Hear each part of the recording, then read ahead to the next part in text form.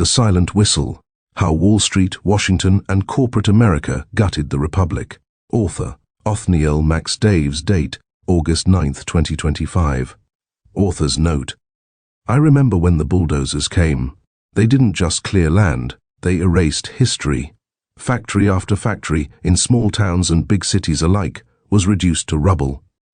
I drove through places where the air had once been alive with the hum of machinery and the whistle's call, and I saw only silence and dust. Everywhere I went, the destruction was the same: buildings gone, jobs gone, hope gone. Industries that had anchored communities for generations were gutted, uprooted, and shipped overseas. The towns that depended on them withered. The cities that had thrived on their energy fell into neglect. But the deepest wound was to the people, stripped not only of their livelihoods, but of the dignity and security that honest work once guaranteed. And who was responsible? Not some nameless force of nature. It was our own leaders, in public office, in corporate boardrooms, in the lecture halls of academia, who made the decision to sell America piece by piece. They told themselves it was progress, efficiency, modernization. In truth, it was betrayal. It began with agriculture, when family farms were swallowed by corporate consolidation. Then came industry, dismantled and exported for cheaper labor abroad. Now even our service jobs are being hollowed out, turned into another commodity to be bought and sold across borders. Enemies and allies alike have taken their share, and we have watched them feed on the strength we once possessed. There is a truth they cannot escape: what they have sown will return to them. A nation that dismantles its own foundations cannot stand forever. If they will not build it again, the farms, the factories, the engines of real work, they too will face the same desolation they have left behind. And when that time comes, we will see who still remembers how to make, to grow, and to endure. Dedication. To the men and women who built this nation with their hands, and to the communities that thrived because they did. May those who betrayed you be remembered, and may those who rebuild after them be honored. Introduction: The Whistle and the Silence. There was a time when the sound of a factory whistle was more than a signal. It was the punctuation mark on a day's work, the heartbeat of a community, the note that told you where you belonged in the great machinery of a nation that could feed itself, defend itself, and make what it needed with its own hands. That whistle was not just noise, it was a covenant. It said, if you rise before dawn and work until your muscles ache, you will take home enough to raise a family, keep a roof over your head, and pass to your children more than you were given. It said, the work of your hands matters, not just to you, but to your town, your country, and the world beyond its borders. Today, that sound is gone from most American towns. In its place is a silence broken only by the rustle of weeds through cracked concrete and the hollow wind through empty loading bays. The silence did not come by accident. It was arranged, negotiated in boardrooms, ratified in legislative chambers, celebrated on television as progress. The story you are about to read is not simply about one man or one town. It is the memory of what was lost and the anatomy of how it was taken. It is about the gap between the promises of those who claim to speak for the future and the realities they left in their wake. It is about the long reach of betrayal, how decisions made 1,000 miles away can echo for generations, reshaping not just economies but identities. It is told by a man who lived through the burning years, the hollowing years, and the fragile beginnings of something new. His voice carries the weight of hot steel and cold mornings, of trust broken and rebuilt plank by plank. Through his eyes you will see what it meant to make, to lose, and to fight for the right to make again. This is not nostalgia, it is a warning, and perhaps a map. When the forges still burned, in a serene park a young man sat silently beside his grandfather. Curiosity breaking the stillness, he inquired, "Grandpa, what was life like before the sadness took over?" This is the tale he shared. "I was about your age when the last whistle blew at the mill. You've never heard that sound, have you? That long, rising wail that meant the day's work was done, that meant fathers were walking out the gates with lunch pails dented and scarred from years of use. That whistle wasn't just a sound, it was the heartbeat of the town. It told the kids playing in the streets that dinner would be on the table soon. It told the shop owners downtown to get ready for the evening rush. It told everyone we still mattered in the world because we made the things it needed. I was born when the forges still burned, when the sparks from the steelworks lit the night sky like a second sunset. Back then, America made things. Ships, cars, engines, machines so heavy you felt the ground shake when they moved. We were the workshop of the world, and we didn't just make goods. We made our own future with our own hands. Everyone had a place in that rhythm. The machinists, the welders, the tool and die men, their kids went to school with mine. The grocer, the barber, the guy who fixed your radio. They all thrived because the pay from the plant was good and steady. We built our own homes. We took vacations. We paid for our kids to go to college. And when trouble came, we knew how to stand on our own because we weren't waiting for someone overseas to send us what we needed. Then the suits came. They didn't come in like villains. They came in smiling with charts and binders, talking about efficiency and global opportunity. They called it modernization. They said the world was changing, and we had to change with it. Some of the old-timers grumbled, but most of us thought they knew what they were talking about. After all, they were from headquarters. They wore tailored suits, not coveralls. But then the rumors started. Production lines were relocating. At first it was small stuff. Parts we used to make here were now sourced from somewhere across the ocean. Then came the layoffs. One department at a time, like someone pulling bricks out of a wall, until the whole structure began to sag. We were told not to worry. We're moving into a service economy, they said. These manufacturing jobs are old-fashioned. We'll retrain you for better things. But the better things never came, not here anyway. The plant closed, the whistle went silent, and with it the town started dying. It wasn't just here. I had cousins in Michigan, in Ohio, in Pennsylvania. Same story. The mills closed. The textile plants shut down. The machine shops went under. The work didn't vanish. It was shipped out, boxed up, and sent to places where wages were low and workers had no voice. The politicians smiled and told us it was progress. They signed trade deals and shook hands with leaders of countries that saw us as a market to conquer, not a partner to respect. They told us that cheap goods at Walmart were proof we were winning. But we weren't winning. We were pawning the tools of our own survival for a quick fix. You want to know what it's like now? Drive through the old manufacturing towns. You'll see empty brick buildings with weeds pushing through the cracks in the parking lot. You'll see streets where the storefronts are boarded up, and the only new businesses are payday lenders and dollar stores. You'll see men my age sitting in diners at noon because there's nowhere else to go, and you'll see their grandkids growing up with no memory of what it felt like to make something real. We're dependent now on other nations for our medicine, our electronics, our steel, even our food processing. If something goes wrong overseas, we feel it here in days. We've traded the pride of self-reliance for the illusion of convenience. And the saddest part? Most young folks don't even know what was taken from them because they never had it to begin with. When I was your age, we believed we'd leave the country stronger than we found it. Now, I just hope we can leave you something to rebuild from. You can't imagine what it's like to watch a nation give away the very thing that made it strong. But I can. I watched it happen. And if you don't learn from our mistake, you'll watch it happen again. The suits took the factories. Wall Street took the wealth. Washington took the truth. And all of them took our future. The question now is, will you take it back? With that, the older man drifted back into memories and silent remembering. The memories. 1973, first fire. The night crew moved like a single organism under the gantry cranes. Jack was 20, green around the eyes, nervous about misfeeding a billet into the press. Eddie checked his stance. Elbow in. Feel the machine, don't fight it, Jack nodded. Feels like a living thing. It is, Eddie said over the clamor. It eats ignorance and spits out lessons. Learn fast and it won't bite. At shift's end, they crossed the yard while snow took the edge off the furnace glow. The whistle released a river of workers through the gate. Della's diner steamed against the cold. Della refilled cups without asking. How's the rookie? Eddie grinned. Hasn't lost a finger. Promising, Jack said. I'll get faster. You'll get better, Eddie corrected. Fast comes last. Outside, the furnace stacks marked the sky like lit cathedrals. Jack felt something settle in his bones. If he learned the machine and paid his dues, he'd have a place in the world. 1978. The Rhythm.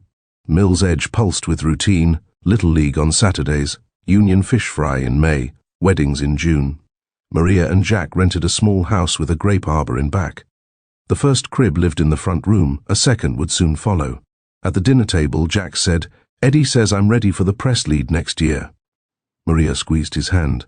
"I'll move to nights at the hospital if it helps with the kids." They walked the river after dark. Barges moved like slow planets. "We make the beams for those bridges," Jack said. Maria leaned on his shoulder. "And I keep the men who make them alive." The whistle called the town to and from itself. You could set a watch by it. The children learned to nap through the tremor when the big press hit its stride. 1985, words from elsewhere. The first memo landed with corporate stationery and unfamiliar nouns, benchmarking, lean supplier rationalization. At the Union Hall, men frowned at acronyms on a projector. A young executive with hair too neat introduced himself. Richard Halverson, Regional Operations. "We'll strengthen Mill's Edge by focusing on core competencies and partnering globally for components." Eddie raised a hand. "In plain English?" "We buy certain parts instead of making them," Halvorsen replied. "You'll focus on higher value," Jack whispered to Eddie. "Buying parts is what we do when a die cracks." Eddie whispered back, "Temporary becomes policy when a man in a tie names it." Afterward at Della's, napkins became charts. Della set down pies like gavels. "Don't let them rename your job out of existence." 1990, the quiet pull. The first temporary outsourcing saved pennies and cost nobody their job, at first. Then the toolroom lost a shift. Then maintenance learned a contractor would handle non-core work. On the line, Eddie checked a die face, frowning. "Supplier says they can't hold tolerance. We'll fix what we used to prevent." Jack met Halverson by the railings. "We're repairing more because the new parts aren't built for our heat." Halverson smiled. "We'll work with them." "It's a learning curve." "It's a curve into a ditch," Jack said. At home, Luke 12 dismantled a radio on the kitchen table. "Dad, why buy cheap if it breaks?" "Because the spreadsheet says it's cheaper," Jack said, instantly regretting the bitterness. Maria put down the dish towel. "Then the spreadsheet needs a clinic visit." 1995, the announcement. Town hall overflowed. Halvorsen stood beside a banner that read, "Mill's Edge, competing globally." Rep Pierce smiled through the applause. Halvorsen began, "We're positioning for the 21st century. Some operations will transition to our strategic partners in Asia. We'll retain advanced lines here." A man stood. "How many jobs?" 200 roles will be impacted over 3 years, Halvorsen said. Eddie stood next, quieter. "My role?" Halvorsen avoided his eyes. "Tool and die will be consolidated regionally." "Consolidated," Eddie repeated, a word that tasted like dust. Afterward, Jack walked him to the lot. "I'll go to bat for you." Eddie exhaled. "I'm 55. They don't bat for our inning." Under the parking lot lights, the mill looked healthy as a body that hides a failing heart. 2001, celebration elsewhere. Televisions in Della's showed fireworks in Beijing and analysts on cable news cheering market access. Rep Pierce cut a ribbon at a logistics center. "This is our gateway to the world." Della muted the TV. "It's a gate, all right." At the plant, pallet after pallet of imported sub-assemblies arrived, wrapped in plastic that smelled like solvent. Jack's new foreman, fresh from business school, said the words like ceremony. "We'll focus on integration and value added."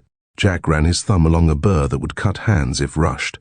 He called to Luke, now 20, apprenticing in the shop. "Deburr every edge. You hear me?" Luke looked at the stamp. "We used to stamp our name there." "Names can be moved," Jack said. "So can blame." That winter, the maintenance budget was cut again. The big press, the old saint, began to skip beats. 2008, the bright men. Connor Vale from Stonebridge Capital wore a watch that could have bought Jack's house. He convened managers in the conference room. "We're overcapitalized in fixed assets," he said, hands steepled. "Unlocking value via a sale-leaseback positions us for agility. Labor cost reduction will free cash for strategic initiatives." Jack, by then a foreman with scarred knuckles, asked, "Which initiatives?" Later, Rep Pierce toured the town with cameras in tow. "We're in retraining," she said. Della asked, "For what jobs?" "Emerging sectors," Pierce replied. "Where?" Della pressed. Pierce smiled professionally. "The future is dynamic. By Christmas, 2 lines were mothballed. Eddie stopped by the miller's porch with a tin of cookies. His hands shook. "They bought the die set I built for the bridge contract," he said. "Sold it off like scrap." Jack put a hand on his shoulder. "They don't know what they threw away." Eddie stared at his palms. "We do 2010 hollow rooms. The gates were chained. Weeds split the concrete. Luke welded in a rented garage, repairing farm equipment and making custom brackets for car guys who still loved steel." Anna returned from college to teach English at the high school. Her first unit was oral history. She asked her students, "Interview someone who made something." One boy raised a hand. "Like, made what?" "Real," Anna said. "A table, a bridge, a motor, a dress." At night, Jack lay awake listening for a whistle that would never sound again. Maria rolled toward him in the dark. "What are you building tomorrow?" "A railing for Mrs. Ortiz," he said. "She can't trust the old one." "Then you're still in the trust business," Maria said. At Della's, a banker in a shiny suit told her she might qualify for a brand refresh loan with variable interest. "It's the perfect instrument," he said. "I play the grill," Della replied. "Your instrument sounds out of tune. 2016, the paper promises." A reinvestment roundtable convened at the Civic Center. Posters showed wind turbines, photogenic robots, and statistics that glowed in corporate teal. Rep Pierce said, "We're committed to an innovation corridor. A startup ecosystem will catalyze opportunity." Pierce blinked. "Shop? Students want to learn CNC, welding, mechatronics. We need machines, not posters." Connor Vale, seated on the panel, smiled at the audience. "Public-private partnerships can scale training that aligns with—" "Tomorrow," Della whispered to Jack. "Tomorrow never pays today's rent." After the event, Luke spoke with a manufacturer from 2 counties over. "We can't get parts on time anymore," the man said. "Lead times from overseas are a month. Our clients need a week." Luke said, "I can make small runs, tight tolerances." The man studied Luke's hands. "You've got the look. Come by my shop, bring sample work. When a door shuts, someone is still looking for a hinge. 2020, shortages. The hospital ran out of masks. Maria, now clinic manager, called suppliers who put her on hold to play cheerful music. We have backorder requests through July," a voice said. "No guarantee." Maria hung up and breathed shallowly. Jack sorted through bins in his garage. "I can make face shields," he said. "Plexi, aluminum frames." Luke rolled up the door. "I'll laser cut forms. We can turn 50 a day." In the parking lot of the clinic, a line of cars idled. People waited for tests and instructions. Maria handed a box to a young nurse. "Try these. They'll fog a little. They're real. The town rediscovered its old muscle. When the world failed to deliver, Mill's Edge made do, then made better." Jack pressed the frame metal with a quiet satisfaction that felt like 1978. On the news, a commentator announced that supply chains were unexpectedly fragile. Jack turned off the TV. Expected by whom? 2024, Blueprints return. A state grant brought a pilot program to the old plant site. 1 clean hall, 3 medium CNCs, a laser tube cutter, and a training classroom with stools that still smelled of varnish. Anna taught technical writing in the mornings and English lit in the afternoons. Her students read manuals and Steinbeck with equal seriousness. A grey-haired engineer named Patel ran the floor. "We'll start with brackets and enclosures, nothing glamorous. But the tolerances matter."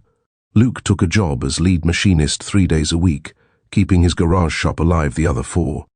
He traced a finger across the new mill's saddle. "Feels honest." Patel glanced at Jack, who had come to drop off coffee for the crew. "We could use a part-time instructor for basic fixturing." Jack hesitated. "I never set foot in college." "You set foot in a press room for 30 years, Patel said. "That'll do." At lunch, Rep Pierce toured the new facility with cameras again. "This is our future," she said. Della, invited as a community champion, whispered to Jack, "If they cut a ribbon here every time we made a bracket, we'd have 1,000 ribbons by now." Jack smiled. "Let's make brackets anyway." Present day, the talk. The community center's gym smelled of floor polish and basketballs. Folding chairs faced a small stage where a lectern stood with a chipped seal of the town. A banner read, "Mill's Edge Career Night, Building here again. Jack walked to the microphone. The years had set lines in his face like grain in seasoned wood. "I'm Jack Miller," he said. "I ran a press when this town still shook with work. I'm not here for sentiment. I'm here for directions." He looked at the first row. Students, a few with grease under their nails, others with hair the color of decision. "When I was your age, the whistle told us who we were. Nobody asked whether work had dignity. It was the ground we walked on." A hand went up. A girl in a denim jacket. "My dad says those days are gone." Jack nodded. "Your dad is right about one thing, the past isn't coming back. But the skill of making, of holding a print in your head and a tolerance in your hand, never left. It was ignored. That's different." Another hand. A boy with a robotics team hoodie. "Why build here if parts are cheaper somewhere else?" Jack didn't flinch, because cheaper is a story with missing chapters. It leaves out the day a border closes, or a ship waits outside a harbor, or a pandemic turns a spreadsheet into a fiction. It leaves out your mother's clinic waiting on masks. It leaves out the tax base that funds your school. It leaves out your life. A third hand. "What if I'm not good with machines?" Then teach, design, schedule, inspect, sell what we make, write the manuals, keep the books. Making is a team sport. He paused, then added, "And if you're a poet, put words to the thing we almost lost so we don't forget again." From the back, a familiar voice called, "Della." "Tell them about Eddie." Jack's jaw tightened, then loosened. "Eddie taught me the press. When the suits came, they told him his craft would be consolidated. They took his die set and sold it. He died with a bitterness he didn't deserve. If you're looking for a reason to build here again, use his name." Afterward, students crowded the stage. Luke set up a table with work samples, a beautifully milled aluminum housing, a bracket with a finish that caught the light, a 3D printed prototype next to its machined successor. Anna passed around sign-up sheets for shop classes, welding, CNC, metrology. Patel fielded questions about apprenticeships. Rep Pierce stood at the edge of the crowd, uncharacteristically quiet. She approached Jack. "I'm not here for a photo," she said.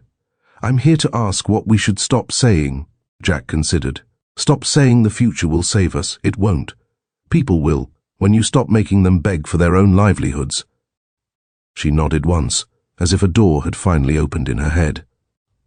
That night, Jack walked home down the river path. The old stacks were cold, but the training hall glowed. He could almost hear the ghost of the whistle in the wind, not a lament this time, but a call. Maria met him on the porch. "How was it?" "Full," he said. The kids asked hard questions, and I told them the truth. The betrayal was real, but so is the work. We can rebuild what matters if we stop applauding those who traded our strength for their bonus. Maria took his arm. "Then let's set the alarm. You teach fixturing in the morning." Jack looked out at Mill's Edge, the diner lights, the school, the small shop signs that had survived. "Tomorrow then," he said. "For real this time. Coda, the wall." At the training hall, a corkboard grew week by week. Students pinned first article inspection sheets beside photos of their families. Eddie's picture sat in the center, a man with a stubborn half-smile and hands that knew steel. Above it, in block letters, Anna had stenciled after class, "Make IT here." No trumpet blast, no television crew, no grand theory announced the turning. Only the sound of a mill head finding zero, the click of a gauge, the scratch of a pencil marking a pass. The town did not recover its old life. It built a newer, humbler one, sturdier for being honest about what had been lost and what could be made again. And when outsiders asked why they insisted on doing the slow, precise, inconvenient work of making, people in Mill's Edge pointed to the wall and then to their children. Because of this, they said, because of them, the roots of the betrayal. From the late 1970s onward, the United States embarked on a deliberate and strategic journey that would significantly alter its economic landscape, leading to the dismantling of its once robust productive base. This transformation was not a mere accident, but a conscious decision driven by corporate America, which was enthusiastically supported by Wall Street and facilitated by bipartisan policy. The focus shifted from nurturing the real economy, which encompasses tangible goods and services, to a more extractive approach that prioritized the rapid accumulation of wealth. This shift was often referred to as globalization, a term that was presented to the public as an inevitable and unstoppable force. However, upon closer examination, it becomes clear that globalization was a deliberate choice, a calculated risk that prioritized the interests of shareholders and the fluidity of capital over the economic sovereignty of the United States and the well-being of its citizens. The process of this economic transformation was orchestrated through three primary mechanisms, each playing a crucial role in reshaping the nation's economic structure. The first of these was the offshoring of entire industries, where American companies began relocating their manufacturing and production operations to foreign countries. This move was driven by the pursuit of lower labor costs and increased efficiency, often at the expense of domestic jobs and the health of local economies. The second mechanism was the open-door integration with China, which marked a significant shift in U.S. trade policy. This integration allowed for a substantial increase in trade with China, leading to a surge in imports and a deepening reliance on Chinese goods. While this integration brought about economic benefits, such as access to cheaper goods, it also contributed to a growing trade deficit and heightened concerns about economic dependency. The third and final mechanism was the financialization of the American economy, which involved a shift from traditional manufacturing and production to a focus on financial services and speculative investments. This trend saw the rise of complex financial instruments and a proliferation of financial markets, which, while generating substantial profits, also increased the economy's vulnerability to financial crises and instability. Collectively, these forces have fundamentally rewired the United States from an industrial powerhouse, known for its ability to produce a wide range of goods and services, into a consumption-dependent financial playground. This transformation has left the economy more brittle, with a greater reliance on consumer spending and financial markets. It has also exacerbated existing inequalities, as the benefits of economic growth have disproportionately accrued to a small elite, while many ordinary citizens have struggled to maintain their standard of living. Furthermore, this shift has rendered the economy more strategically vulnerable, as it has become increasingly reliant on foreign markets and suppliers, leaving it susceptible to external shocks and geopolitical tensions.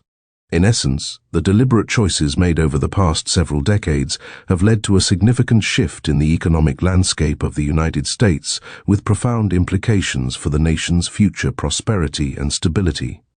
1. Offshoring, the hollowing of the industrial core. The first signs of trouble began to emerge in the late 1970s and early 1980s, marking a pivotal moment in the history of American manufacturing. During this period, corporations started to shift their manufacturing operations to foreign countries, driven by the allure of cheaper labor, less stringent regulations, and governments that were more amenable to their business interests. Initially, this strategy was implemented as a targeted cost-saving measure in sectors with low profit margins.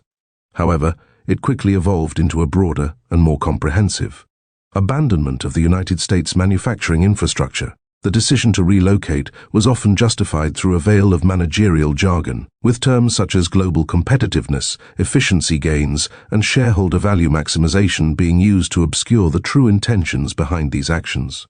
At its core, the motivation was straightforward: to extract profits at any cost. By moving operations to countries where wages were significantly lower, corporations could achieve higher profit margins. Additionally, the weaker environmental standards in these countries meant that compliance costs were reduced, further enhancing the financial benefits of relocation. Tax incentives offered by foreign governments provided an additional sweetener, making the decision to move even more attractive. As the 1990s approached, the trend of job migration expanded beyond individual positions to encompass entire industrial ecosystems. This included the intricate supplier networks, skilled trades, engineering expertise, and community economies that had been painstakingly developed over generations. Industries such as steel, textiles, furniture, electronics, machine tools, and eventually advanced manufacturing began to vanish from American soil. The impact of this shift was profound and far-reaching, affecting not only the immediate workforce, but also the broader communities that had long relied on these industries for their economic stability. Towns that had once been the bedrock of middle-class life found themselves rapidly hollowed out. Factories that had been the lifeblood of these communities were shuttered, leaving behind empty buildings and a sense of desolation. Small businesses, which had thrived in the shadow of these manufacturing giants, were forced to close their doors, unable to survive in the absence of the demand and economic activity that the factories had once generated. The next generation of workers was left with limited opportunities, often finding themselves in service jobs that paid a mere fraction of the wages that had been available in the manufacturing sector. This dramatic shift in the economic landscape had lasting consequences, reshaping the social fabric of these communities and leaving them to grapple with the challenges of a new economic reality. 2. The open door to China, a one-way siphon. The process of offshoring marked the initial phase of the hollowing out of the US manufacturing sector, but it was the integration of China into the global trading system that truly accelerated this transformation. This strategic decision by Washington, supported by both major political parties, began under the administration of George H.W. Bush and continued through the presidencies of Bill Clinton, George W. Bush, and Barack Obama.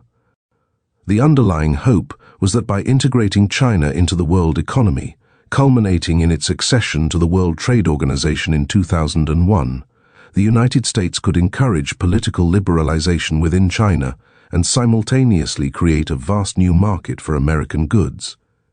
This vision was encapsulated in the open door policy, which was intended to foster economic interdependence and mutual benefits. However, in reality, the open door policy became more akin to a one-way industrial siphon, with American companies increasingly investing their capital in Chinese manufacturing zones. This shift was driven by the relentless pressure from Wall Street to achieve consistent quarterly earnings growth. As a result, US firms transferred significant intellectual property to China and reconfigured their supply chains to prioritize Chinese production. This strategic realignment was not only a response to economic pressures, but also a move to capitalize on the lower labor costs and favorable business conditions offered by China. On the other hand, China pursued a meticulously controlled economic strategy aimed at maximizing its gains from global integration. The Chinese government implemented massive subsidies to support targeted industries, ensuring that these sectors could compete effectively on the international stage. Additionally, China engaged in currency manipulation, keeping its exports artificially cheap to maintain a competitive edge. This practice, combined with forced technology transfers as a condition for market access, allowed China to rapidly advance its industrial capabilities. Furthermore, China's industrial policy was explicitly designed to establish dominance over global supply chains, positioning the country as a central player in the production of a wide range of goods. The consequences of this economic strategy were profound and detrimental to US producers. The influx of cheap imports from China flooded the American market, undercutting domestic goods and leading to significant economic dislocation. This phenomenon, later referred to as the China shock, was extensively documented in economic studies and was responsible for the permanent loss of millions of manufacturing jobs in the 2000s. Entire sectors of the US economy, including consumer electronics and rare earth magnet production, migrated to Chinese industrial hubs. This shift left the United States in a precarious position, becoming dangerously dependent on a strategic rival for critical goods. The integration of China into the global economy, while initially seen as a promising opportunity, ultimately resulted in a significant reshaping of the US industrial landscape and a heightened level of economic vulnerability. 3. Financialization, replacing production with paper profits. As factories closed across the nation, Wall Street remained largely indifferent to this industrial decline. The prevailing ideology in the American economy had shifted towards financialization, a new religion that prioritized financial returns over tangible production. Companies were no longer evaluated based on their ability to manufacture goods or provide essential services. Instead, their worth was determined by their capacity to generate substantial returns for shareholders. This shift in focus led corporate leaders to increasingly redirect capital away from long-term investments that could foster sustainable growth and innovation. Instead, they channeled resources into activities that promised immediate boosts to stock prices, thereby enhancing their short-term financial standing. One of the primary strategies employed by corporate executives was the use of leveraged buyouts. These transactions involved acquiring companies using a significant amount of debt, often with the goal of restructuring them to increase profitability. While this approach could lead to short-term financial gains, it often resulted in the dismantling of the acquired company's productive capacities, as assets were sold off and operations were streamlined to maximize returns. Another popular tactic was stock buybacks, where companies repurchased their own shares from the market. This action not only increased the stock price by reducing the number of shares available, but also provided a direct financial benefit to shareholders, including executives who often held substantial stock options. In addition to these financial maneuvers, companies increasingly turned to outsourcing operations to foreign countries where labor costs were significantly lower. This strategy allowed them to slash costs and improve their bottom line, but it also led to the loss of jobs and the erosion of domestic manufacturing capabilities. Furthermore, aggressive mergers and acquisitions became commonplace, as companies sought to create financial synergies by combining resources and market power. However, these mergers often came at the expense of operational competence, as the focus shifted from delivering quality products to maximizing financial returns. Financial markets played a crucial role in reinforcing this shift towards financialization. They rewarded companies that dismantled their productive capacities in favor of strategies such as branding, licensing, and rent extraction. These activities, which focused on generating income from intangible assets rather than tangible goods, contributed to a broader economic shift from value creation to asset inflation and speculative growth. Manufacturing, which had long been the foundation of middle-class stability and economic prosperity, became an afterthought in corporate boardrooms.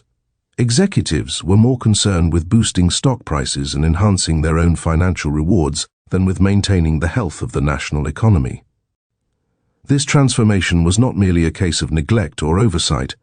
It represented a systemic reprogramming of corporate purpose, driven by the incentives embedded in executive compensation packages.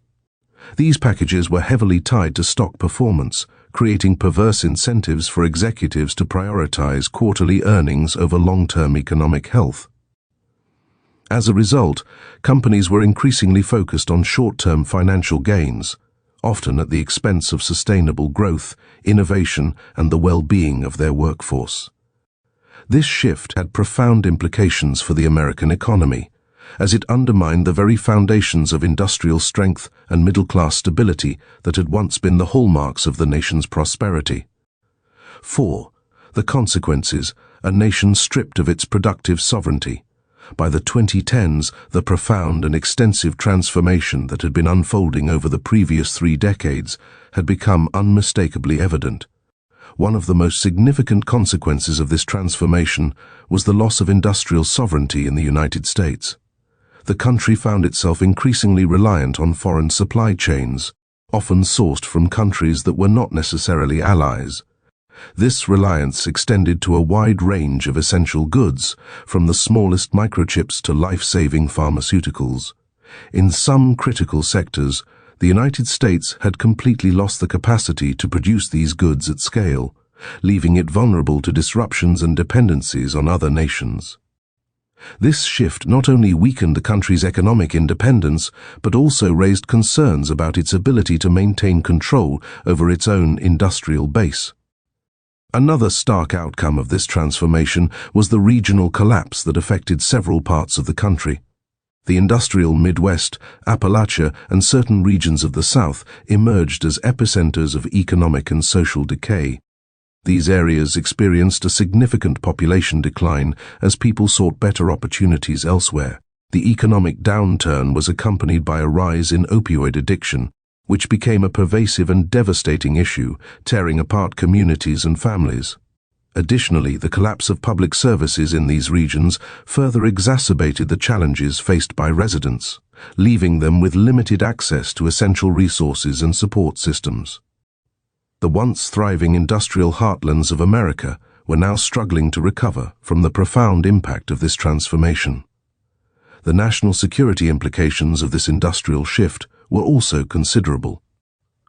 The defense supply chains of the United States became increasingly dependent on overseas sources, which introduced a new layer of vulnerability to military readiness. This reliance meant that the country's ability to maintain a strong and independent defense was contingent on the stability and cooperation of geopolitical rivals. The potential for disruptions in these supply chains posed a significant threat to national security, as any geopolitical tensions or conflicts could compromise the availability of critical military resources. This situation highlighted the need for a re-evaluation of the country's defense strategies and supply chain management to ensure a more secure and resilient future. Furthermore, the transformation had a profound impact on wealth distribution within the United States. The gains from offshoring and financialization disproportionately benefited the wealthiest households, leading to a significant concentration of wealth. While the top earners saw their fortunes grow, median wages remained stagnant, leaving many Americans struggling to make ends meet. Economic mobility, which had long been a hallmark of the American dream, declined as opportunities for upward social and economic advancement became increasingly scarce. This widening wealth gap not only undermined social cohesion, but also challenged the fundamental principles of equality and opportunity that the country was built upon. The engineered nature of this industrial collapse, with its deliberate choices and consequences, underscored the need for a comprehensive rethinking of economic policies to address these disparities and foster a more equitable society. 5. The core betrayal. The history of globalization in the United States is marked by a profound sense of betrayal, rooted in the intentional actions of corporate America and Wall Street. These entities crafted a compelling narrative that globalization was an inevitable and beneficial process, promising that it would lift all boats. However, the reality was starkly different. The economic tide they unleashed did not uplift the working class. Instead, it left their metaphorical boat sinking entirely, while only the yachts of the wealthy were buoyed by the rising waters. This outcome was not the result of a failure to anticipate the consequences of globalization. Rather, it was a deliberate choice driven by the belief that the financial health of the nation-state was secondary to the prosperity of corporate balance sheets. Policymakers, many of whom were heavily influenced by corporate and financial interests, played a crucial role in this transformation. They lent their support to these changes, embedding them into trade agreements, tax codes, and deregulatory measures. This set the stage for a significant shift in the economic landscape, where the interests of the few were prioritized over the well-being of the many. The offshoring of industries, the opening of markets to China, and the increasing financialization of the economy created a self-reinforcing feedback loop. The profits generated from outsourcing activities significantly boosted returns on Wall Street, which in turn exerted pressure on more companies to follow suit. This cycle of offshoring further depleted the domestic economy, leaving it increasingly reliant on imported goods and foreign capital. The public was led to believe that these changes represented progress, a forward-looking development that would benefit society as a whole. However, in reality, it was the systematic liquidation of a nation's productive inheritance, the dismantling of the very machinery and infrastructure that had once established the United States as the workshop of the world was underway. This transformation not only eroded the economic foundation of the country, but also undermined its ability to maintain a robust and self-sufficient industrial base. The consequences of these actions have been felt deeply by the working class, who have borne the brunt of the economic dislocation and job losses that have accompanied this era of globalization. 6. The indictment, names, motives, and the price paid. The great unraveling of America's industrial core was not an act of God. It was the result of deliberate choices made in corporate boardrooms, trading floors, and the halls of political power. The corporate executives who approved the first great waves of offshoring knew exactly what they were doing. They understood that moving a factory overseas didn't just lower costs, it detonated the livelihoods of thousands of families, collapsed the tax base of entire towns, and severed the transmission of industrial skills from one generation to the next. They didn't care, because they didn't live there. Their bonuses were tied to stock price, not to the health of the communities that had built their companies. Wall Street's role was even more corrosive. Investment banks and private equity firms turned industrial America into an asset to be stripped rather than a foundation to be strengthened. They funded the leveraged buyouts that broke companies apart, sold their assets piecemeal, and replaced stable workforces with a patchwork of contractors and overseas suppliers. They cheered when companies announced layoffs, because labor cost reduction meant higher margins. In the new calculus, destroying 1,000 jobs was not a tragedy, it was a line item. Washington was not merely complicit, it was an active partner. Administrations from both parties sold the public on the illusion that free trade with low-wage economies was a rising tide that would benefit all. They pushed trade agreements without meaningful safeguards, allowed tax codes to reward offshoring, and waved through mergers that concentrated corporate power. When China entered the WTO in 2001, the political class treated it as a diplomatic triumph, even as the country they governed was about to lose millions of jobs to a state-directed economy whose strategic goal was to surpass them. The results were visible within a decade. Across the vast expanse of the Rust Belt, once thriving cities, emblematic of America's industrial prowess, have metamorphosed into stark symbols of decay and desolation.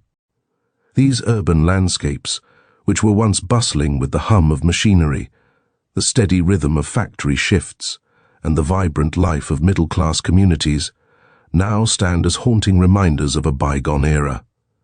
The collapse of heavy industries such as steel, automotive manufacturing, and textiles did not merely shutter factories, it dismantled the very social and economic fabric that held these cities together. Streets that once echoed with the sounds of prosperity now tell silent tales of abandoned homes, dilapidated infrastructure, and dwindling populations, as families moved away in search of elusive opportunities elsewhere. The hollowed-out shells of industrial plants stand like skeletal relics, marking the precise coordinates where American dreams once flourished and then faded. This industrial decline dovetailed with an alarming dependency on global supply chains, rendering the United States vulnerable to external disruptions. The intricacies of modern supply networks are such that a geopolitical shock or an unforeseen pandemic can ripple through the economy with catastrophic speed.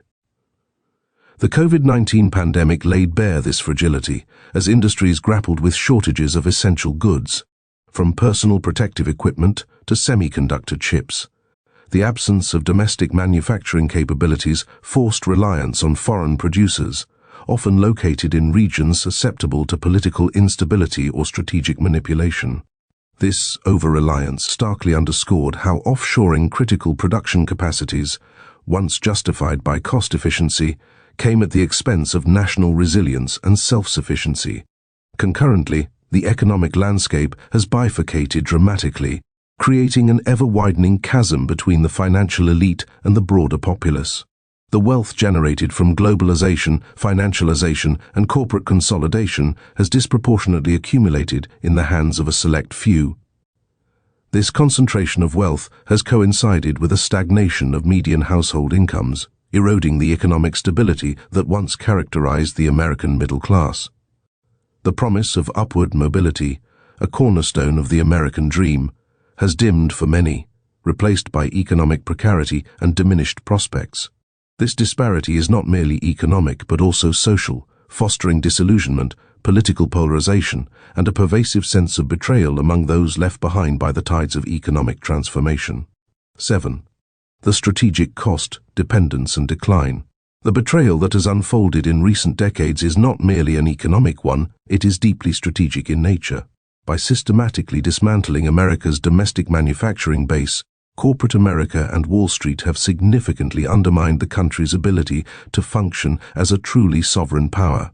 This dismantling has left the United States vulnerable in ways that extend far beyond mere financial considerations. When a nation is unable to produce its own essential goods, such as steel, machine tools, semiconductors, or pharmaceuticals, without relying heavily on foreign suppliers, it inevitably loses a degree of control over its own destiny. This reliance on external sources, including those from adversarial nations, places the country at risk of being coerced in ways that cannot be adequately countered by military strength alone. The consequences of this industrial collapse are profound, as they have left the United States in a position where its economic and national security are compromised by its dependency on foreign production. The stark reality of this dependency was brought into sharp focus during the early months of the COVID-19 pandemic. As the virus spread rapidly across the globe, hospitals in the United States found themselves in a desperate scramble to secure essential medical supplies such as masks, gloves, and ventilator parts. The irony was not lost on the nation, as it became painfully clear that the richest country in the world was unable to produce the most basic protective gear without relying on imports. This situation highlighted the deep-seated vulnerabilities that had been created by the shift in manufacturing capabilities abroad. The pandemic exposed the fragility of a system that had prioritized efficiency over self-sufficiency, as the United States was forced to turn to the very countries it had previously ceded production to in the pursuit of cost savings. This experience served as a stark reminder of the critical importance of maintaining a robust domestic manufacturing base to ensure national resilience and security in the face of unforeseen challenges. 8. The moral dimension, a nation's inheritance sold for scrap. The dismantling of America's industrial base was not merely an economic or strategic error. It was a profound moral failure. The industrial system established in the post-war era was not just designed to generate wealth, it was crafted to serve as a cornerstone for stable communities, fostering upward mobility and ensuring the transmission of skills and innovation across generations. This invaluable inheritance was sacrificed for the sake of short-term profits, leading to a significant loss of cultural and economic capital. The workers who had dedicated their lives to building these industries were cast aside, treated as if they were nothing more than outdated machinery. Entire towns, once vibrant and thriving, were labeled as economically non-viable, as if their decline was an inevitable, natural occurrence, rather than the direct consequence of decisions made in corporate boardrooms. This neglect had a devastating impact on the social fabric, as churches, schools, and civic organizations began to unravel with the disappearance of economic stability. In the void left by this decline, despair, addiction, and political fragmentation took root, creating a society that was increasingly fragmented and disconnected. Proponents of this shift argued that the transition to a service economy was a natural progression for advanced nations. They claimed that this evolution was a sign of economic maturity and growth. However, the reality was far from this idealized vision. Instead of a service economy, what was constructed was a dependency economy. This system relied heavily on imports, debt, and financial speculation, rather than on the productive capacity that had once been the backbone of the nation. The focus shifted away from tangible goods and services, leading to a reliance on financial instruments and speculative markets. This dependency economy not only undermined the nation's economic resilience, but also eroded the sense of self-sufficiency and independence that had been hallmarks of American society. As a result, the country became increasingly vulnerable to external economic shocks and fluctuations, with its economic fate tied to the whims of global markets and financial institutions. This shift marked a significant departure from the values and principles that had underpinned the nation's industrial success, leaving a legacy of economic instability and social unrest. 9. The reckoning ahead. The consequences of the betrayal that has unfolded are not limited to the past. They continue to manifest and grow in severity over time. The dismantling of America's industrial core has created a series of vulnerabilities that are now compounding, affecting various aspects of the nation's stability and prosperity. The very global supply chains that once made consumer goods affordable have now become a double-edged sword, placing the nation's security, economy, and resilience at the mercy of forces that lie beyond its control. This reliance on international trade networks has made the United States susceptible to disruptions that could have profound and lasting impacts. In the event of a major geopolitical rupture, such as a conflict or trade war, the United States could find itself cut off from access to key imports that are crucial for its functioning. These imports include semiconductors from Taiwan, rare earth elements from China, and energy from foreign producers. The loss of access to these essential resources would likely trigger an economic shock of unprecedented magnitude, reminiscent of the Great Depression. However, unlike during the Great Depression, the U.S. no longer possesses the industrial infrastructure necessary to quickly rebuild its capacity. The factories and manufacturing capabilities that once served as the backbone of the nation's economy have largely been dismantled or relocated overseas, leaving the country vulnerable to external shocks. Rebuilding this industrial base would be an arduous and time-consuming process, potentially taking decades to complete. During this interim period, the United States will continue to grapple with the consequences of decisions made by executives and policymakers who viewed the nation's industrial core as expendable. These decisions, driven by short-term economic gains and the pursuit of cheaper production costs, have left the country in a precarious position, with its economic and national security at risk. The betrayal of the nation's industrial base is complete, and the full extent of its impact is only beginning to be felt. The bill for these decisions has only just started to come due, and the challenges that lie ahead are formidable. 10. The path forward, reclaiming a nation stripped bare. Throughout history, numerous nations have made the grave mistake of sacrificing their productive capacity in the pursuit of immediate benefits. This recurring pattern has invariably led to the same unfortunate outcomes: dependency, decline, and eventual subjugation to those powers that have maintained control over the means of production.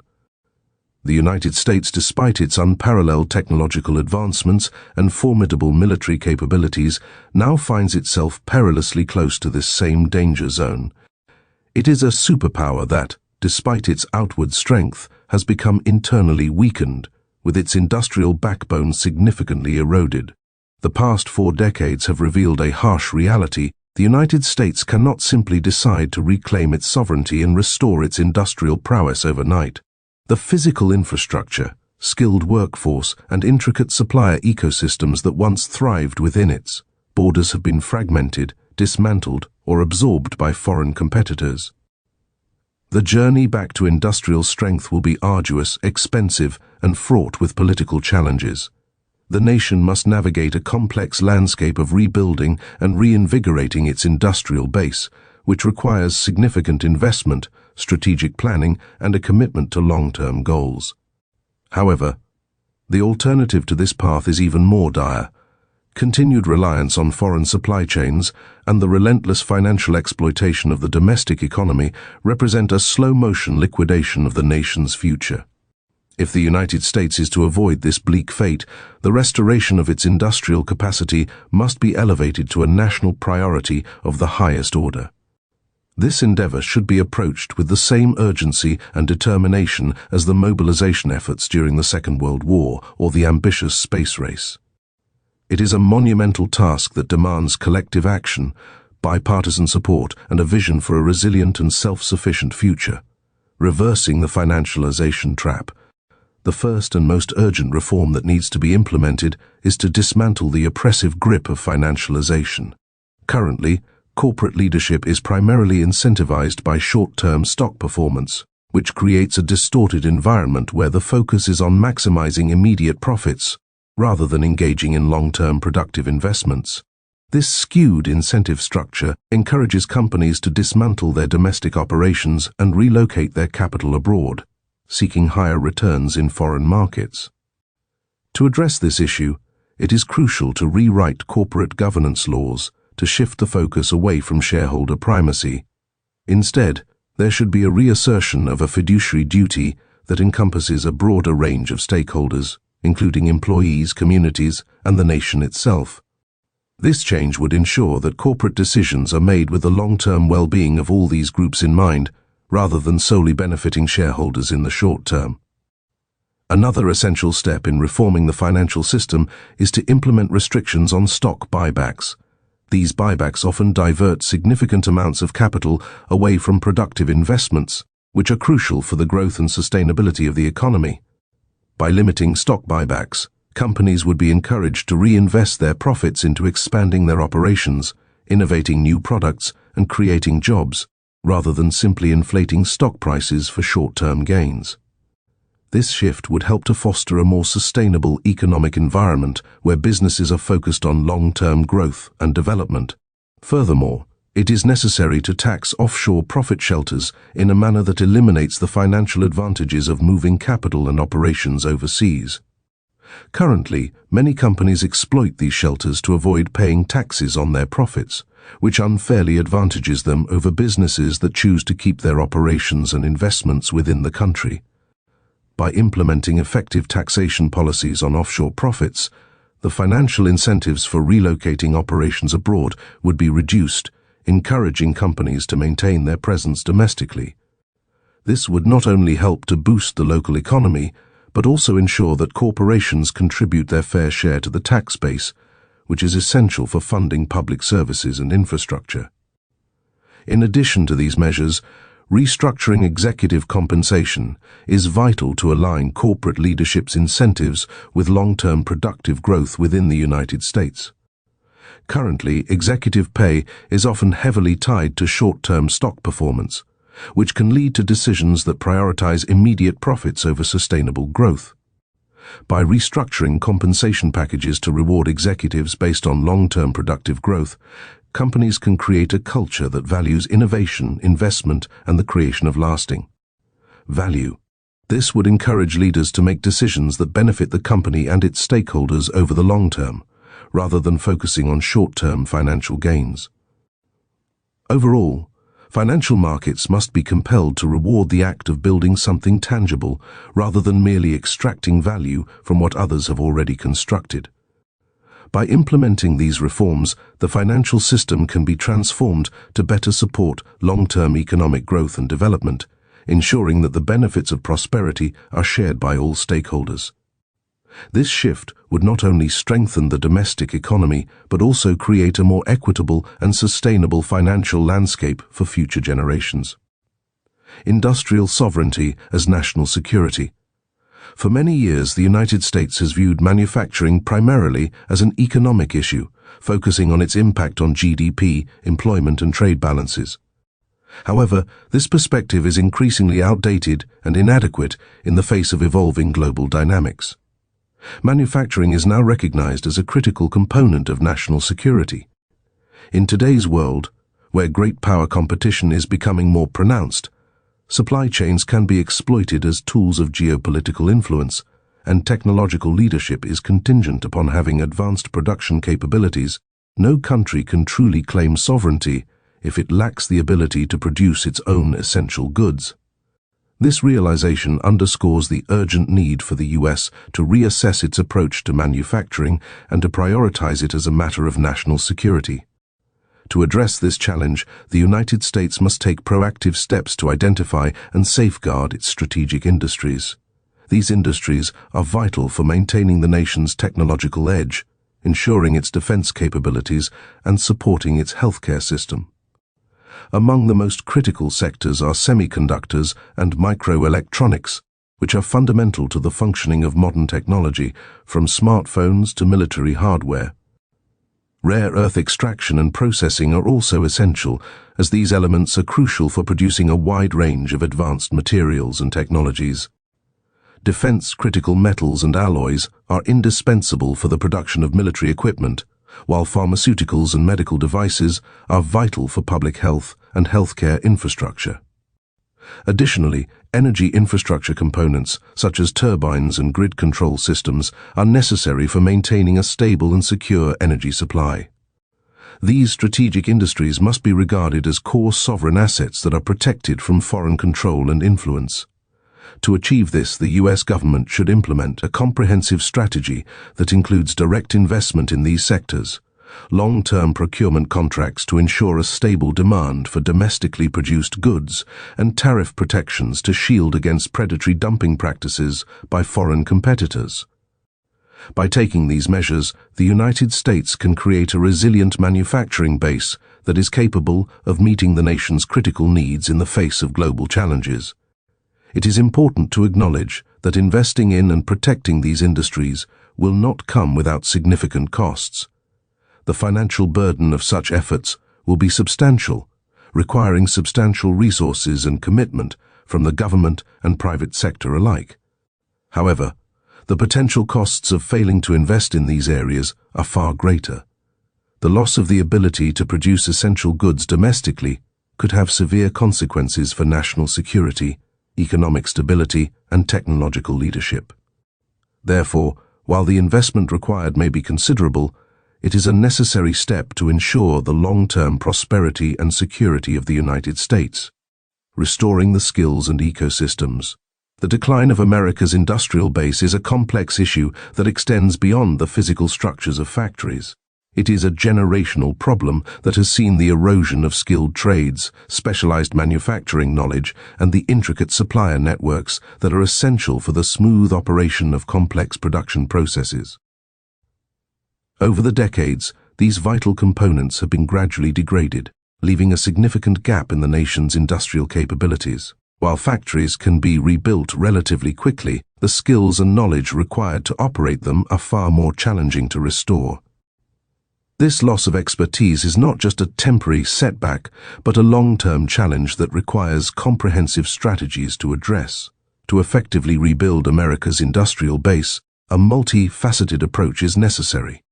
One key component is the establishment of national apprenticeship and technical training programs that are modeled after the successful German dual education system.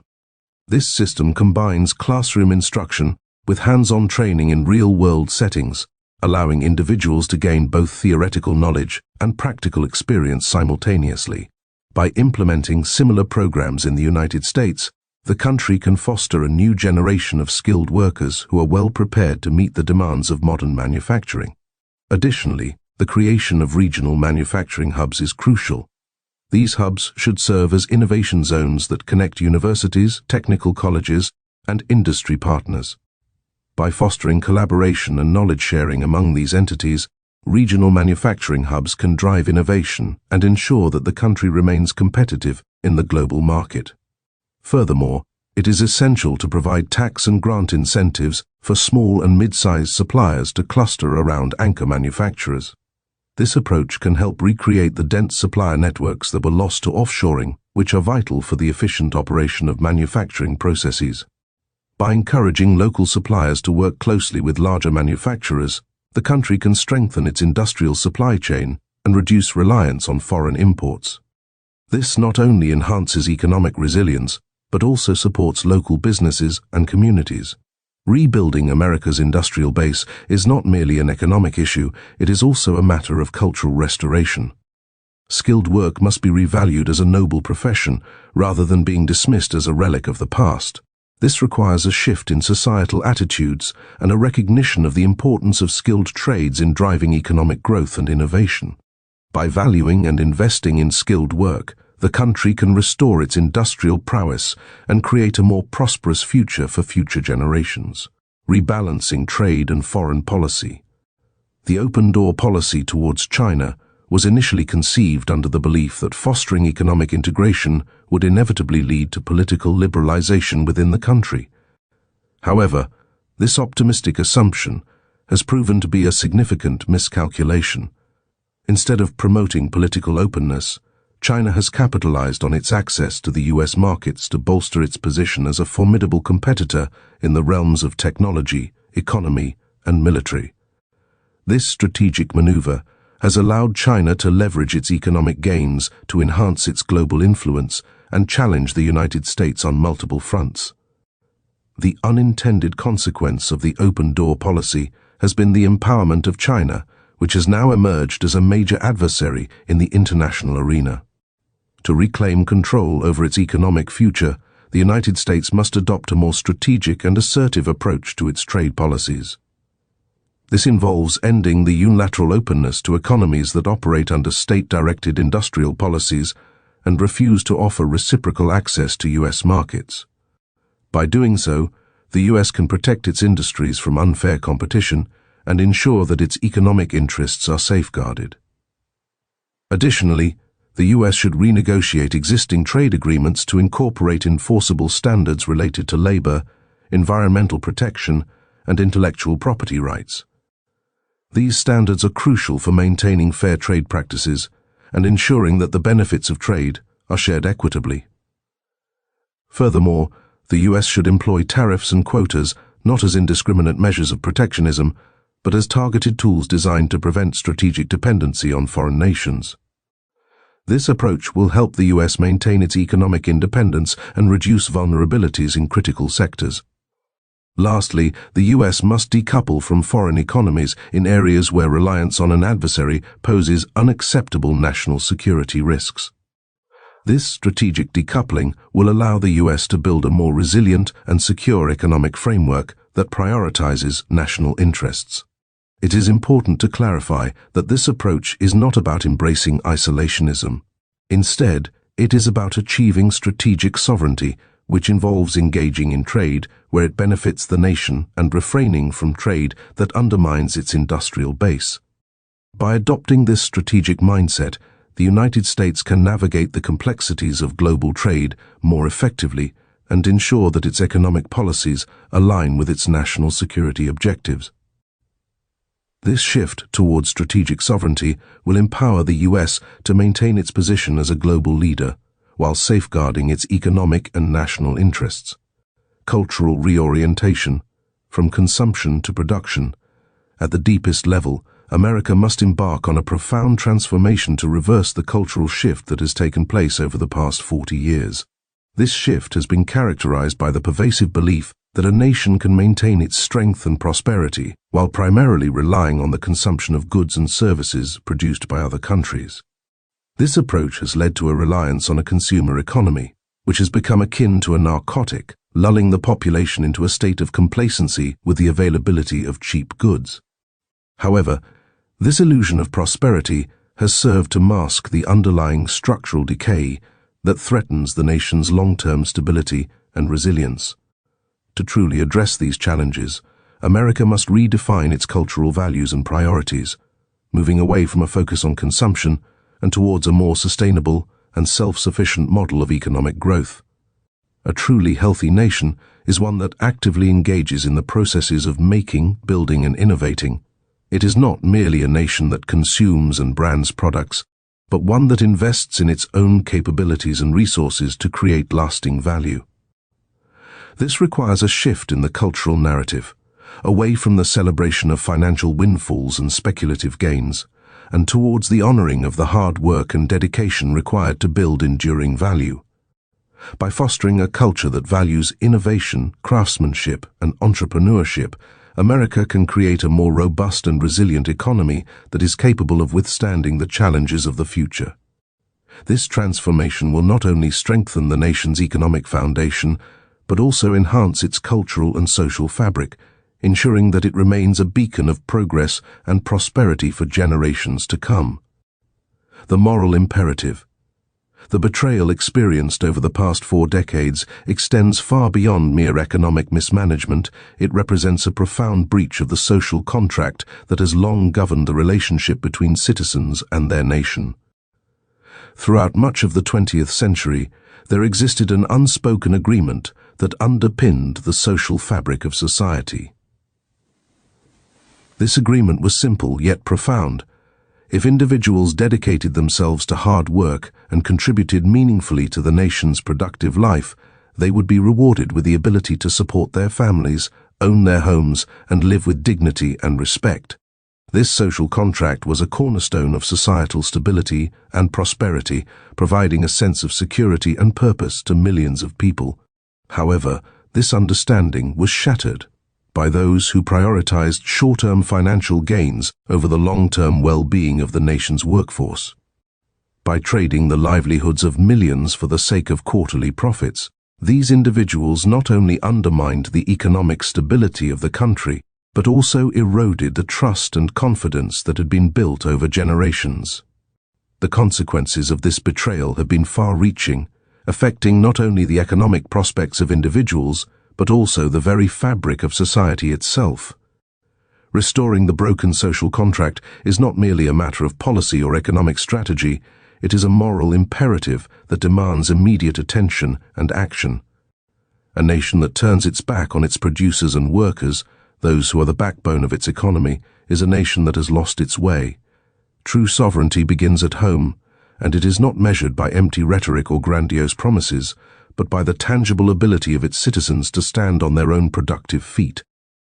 This means ensuring that the fruits of labor are shared equitably, that workers are treated with dignity and respect, and that the nation's economic policies are designed to support and uplift its people rather than exploit them.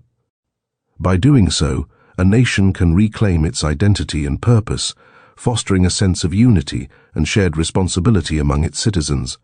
It is only through a renewed commitment to the social contract that a nation can hope to achieve lasting prosperity and stability, ensuring that the sacrifices of its people are not in vain and that the promise of a better future remains within reach for all. The closing word, choosing the future.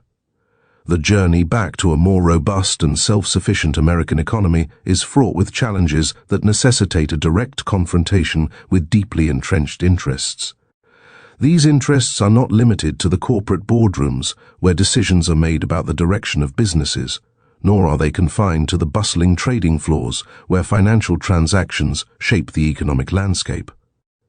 They extend into the corridors of political power, where policies and regulations are crafted that influence the economic trajectory of the nation.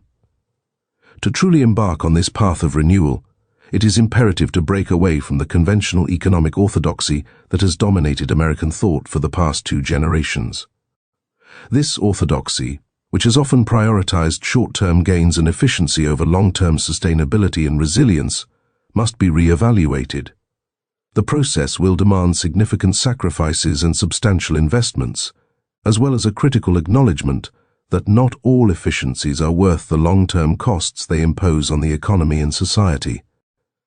The historical betrayal of American economic sovereignty is now a well-documented chapter in the nation's past. However, the time for reckoning is upon us, and it is a matter of destiny that the United States must address. The country stands at a crossroads, facing a stark choice: to continue as a hollowed-out consumer empire, heavily reliant on external sources for the essential means of survival, or to commit to the arduous task of economic restoration. This decision is not merely an economic one, it is a profound choice between maintaining national sovereignty and succumbing to subjugation. It is about whether the United States will actively build its own future or passively watch as it is constructed elsewhere. The implications of this choice are far-reaching and irrevocable, and there will be no opportunity for a second chance to rectify any missteps. The path forward requires a collective commitment to rebuilding the nation's economic foundation, ensuring that it is strong, resilient, and capable of sustaining future generations. Epilogue: The whistle yet to come. In the end, the sound of the whistle is not a memory, it is a possibility. It can be heard again, but only if we understand that it was never just steam in a pipe or a timekeeper's signal. It was the audible proof of a nation's self-reliance, the declaration that we could meet our own needs, and that the work of ordinary hands was extraordinary in its consequence.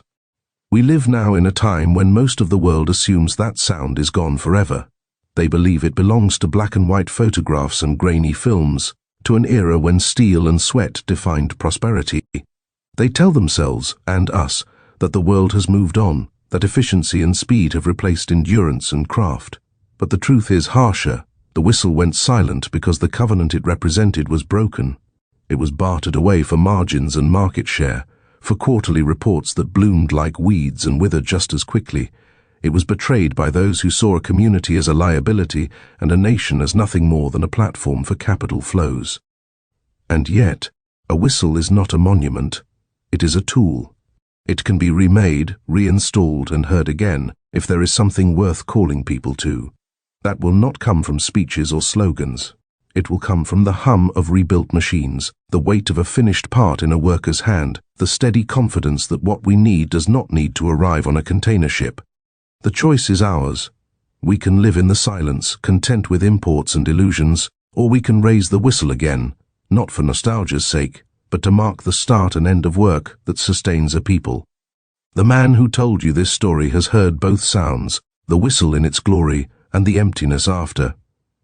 He has lived in a town where work defined dignity and in one where its absence defined despair. He knows which he would rather leave behind. The only question now is whether you and those who come after you will answer the call when the whistle blows again. As for people, so too for the nation,